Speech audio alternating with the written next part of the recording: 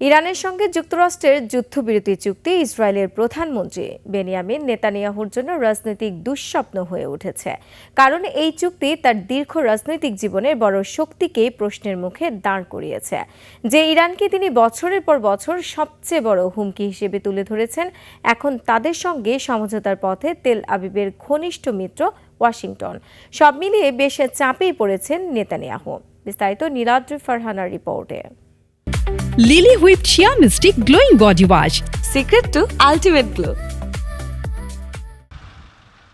যুক্তরাষ্ট্র ইরান চুক্তি ঘোষণার পর থেকেই চাপে ইসরায়েলের প্রধানমন্ত্রী বেনিয়ামিন নেতানিয়াহু। যে নেতানিয়াহু নিজেকে মার্কিন প্রশাসনের ঘনিষ্ঠ ও প্রভাবশালী মিত্র হিসেবে তুলে ধরতেন, তাকে এবার কার্যত পাশ কাটিয়ে চুক্তির পথে এগিয়েছে ওয়াশিংটন। এমনকি মার্কিন প্রেসিডেন্ট ডোনাল্ড ট্রাম্পও প্রকাশ্যেই তার সমালোচনা করেছেন। বৈরুতে হামলার নির্দেশ দেওয়ার ঘটনায় ট্রাম্প অভিযোগ করেন, নেতানিয়াহু সঠিক বিচারবোধের পরিচয় দেননি।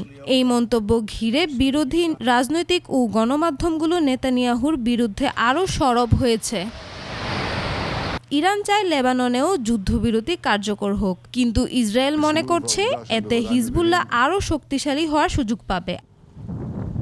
ইসরায়েলের জাতীয় নিরাপত্তা মন্ত্রী বেন গাভির সরাসরি বলেছেন, ট্রাম্পের এই চুক্তি ইসরায়েলের জন্য বাধ্যতামূলক নয়। বিরোধী নেতারাও বলেছেন, নিরাপত্তার প্রশ্নে ইসরায়েল নিজস্ব সিদ্ধান্ত নেবে। তবে নেতানিয়াহু দাবি করছেন, ইরানকে কখনোই পারমাণবিক অস্ত্র অর্জন করতে দেওয়া হবে না। একই সঙ্গে লেবানন ইসরায়েলের নিরাপত্তা স্বার্থ রক্ষায় প্রয়োজনীয় পদক্ষেপ নেওয়ার কথাও জানিয়েছেন তিনি। যুক্তরাষ্ট্র ইরান চুক্তি শুধু মধ্যপ্রাচ্যের রাজনীতিই বদলায়নি, বরং নেতানিয়াহুর দীর্ঘদিনের রাজনৈতিক অবস্থানকেও বড় চ্যালেঞ্জের মুখে ফেলেছে। Niladri Farhana, desk report, 21 television.